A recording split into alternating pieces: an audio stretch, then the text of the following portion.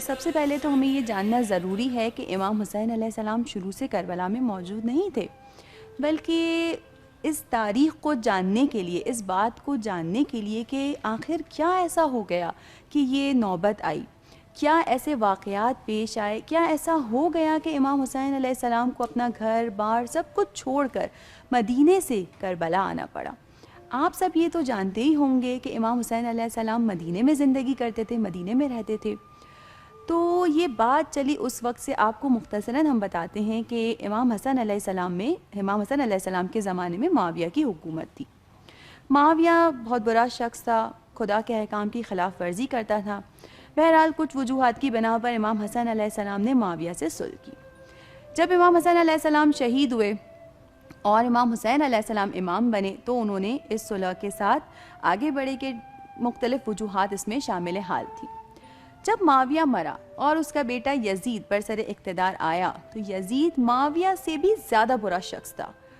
اس نے سب سے پہلے مدینے کے گورنر ولید کو خط لکھا اور کہا کہ امام حسین علیہ السلام سے بیعت لے لو، اور اگر وہ انکار کریں تو ان کا سر کاٹ کر میرے پاس بھیج دو۔ اب ظاہر ہے ولید کو جیسے ہی یہ خط ملا اس نے فوراً امام علیہ السلام کو بلوا دیا۔ امام چونکہ بہت ہی نرم مزاج تھے، بہت ہی اعلیٰ اخلاق کے حامل تھے، امام گئے ولید کے پاس اور دیکھا کہ خط میں کیا لکھا ہے۔ امام نے بہت آرام سے جواب دیا کہ ٹھیک ہے، تم دوسروں سے بیعت لے لو، جب دوسرے بیعت کر لیں تو پھر میرے پاس آنا، اس وقت دیکھیں گے۔ لیکن ولید کے ساتھ بیٹھا تھا مروان ابن حکم، جس نے امام سے بدتمیزی کی۔ امام کی آواز تھوڑی اونچی ہو گئی، جس کے جواب میں باہر جو جوانان بنی ہاشم تھے فوراً سے اندر آ گئے اور کہنے لگے کہ امام آپ کے ساتھ کس نے گستاخی کی ہے، ہمیں بتائیں، ہم اس کو جواب دیں گے۔ امام نے کہا نہیں، اس وقت جواب نہیں دینا ہے، چلو۔ امام گھر پہنچے اور اپنے اہل و عیال کو، خاندان والوں کو آمادہ کیا، کچھ مخصوص افراد کو ساتھ لیا، سامان سفر باندھا اور مدینے کو چھوڑنے کا فیصلہ کر لیا۔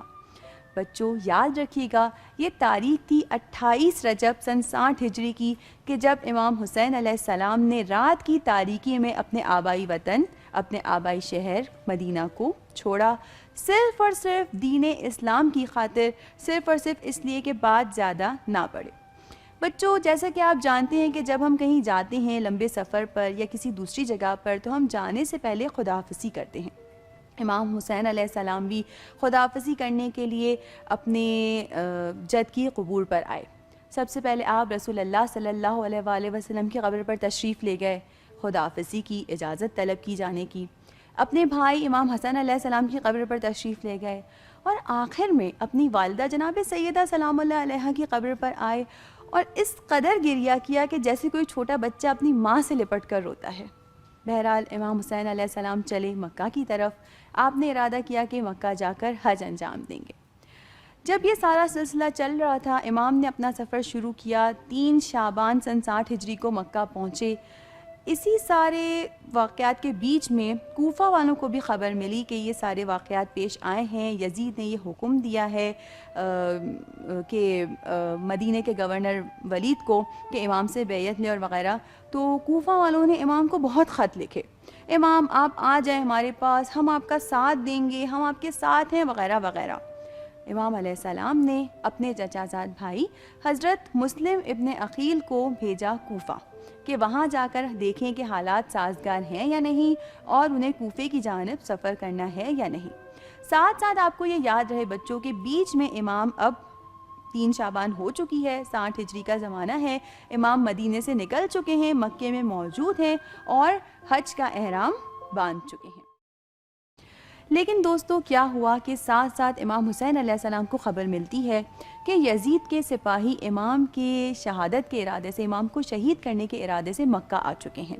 اب آپ لوگ جانتے ہیں کہ مکہ میں کسی انسان کو تو کیا، کسی چھوٹی سی چیز کو بھی مارنا جائز نہیں ہے، حرام ہے۔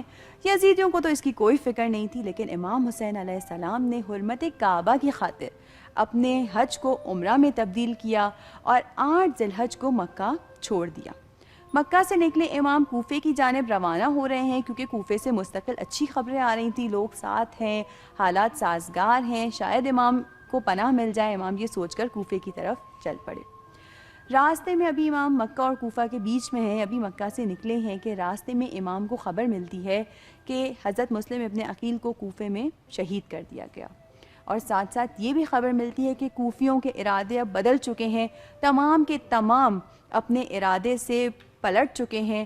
وہ تمام لوگ جنہوں نے امام کو خط لکھے تھے کہ امام آئیں ہم آپ کی مدد کریں گے، وہ سب کے سب اب مکر گئے ہیں۔ کچھ لوگ مال و دولت کے لالچ میں، کچھ لوگ حکومت کے خوف کے ڈر سے، کچھ لوگ جان بچانے کے لیے، تمام لوگ اپنی بات سے مکر چکے تھے۔ اب امام مدینہ چھوڑ چکے ہیں، اپنا حج چھوڑ کر اپنے حج کو عمرے میں تبدیل کر کر مکہ سے نکل چکے ہیں، کوفے کی جانب جا رہے تھے کہ راستے میں اپنے چچا زاد بھائی کی شہادت کی خبر ملتی ہے۔ بہت بڑا صدمہ تھا امام کے لیے، بہت ساری چیزیں تھیں جو امام کو دیکھنی تھی، کہ ایک طرف تو اپنے اتنے بہادر بھائی کی شہادت کا صدمہ سہنا تھا، دوسری طرف امام کو حضرت مسلم ابن عقیل کے جو گھر والے جو ساتھ میں تھے ان کو دیکھنا تھا، ان کو تسلی دینی تھی۔ بہرحال امام تو خدا کی رضا میں راضی تھے۔ امام نے اپنا سفر جاری رکھا، کوفے سے ہٹ کر ایک اور سمت میں چلنے لگے۔ راستے میں دو بچوں آپ کو بتاتی چلوں کہ امام کے ساتھ خاندان کے افراد تو تھے، لیکن امام نے تبلیغ کا کام مستقل انجام دیا۔ امام نے مختلف لوگوں کو خطوط لکھے، مختلف لوگوں کو راستے میں اپنا پیغام دیا کہ شاید کوئی امام کی بات سے متاثر ہو جائے، شاید کوئی امام کے لشکر میں شامل ہو جائے۔ اس سے فائدہ امام کو نہیں ہونا تھا بلکہ اس انسان کو ہونا تھا جس نے امام کی بات مان کر امام کے لشکر میں شامل ہونا تھا۔ لیکن دوستو پتہ ہے آپ کو، دین حق کی بات، اسلام کی بات کوئی بھی اتنی آسانی سے قبول نہیں کرتا۔ امام نے جن لوگوں کو اپنے پیغام بھیجے ان میں سے بہت کم لوگ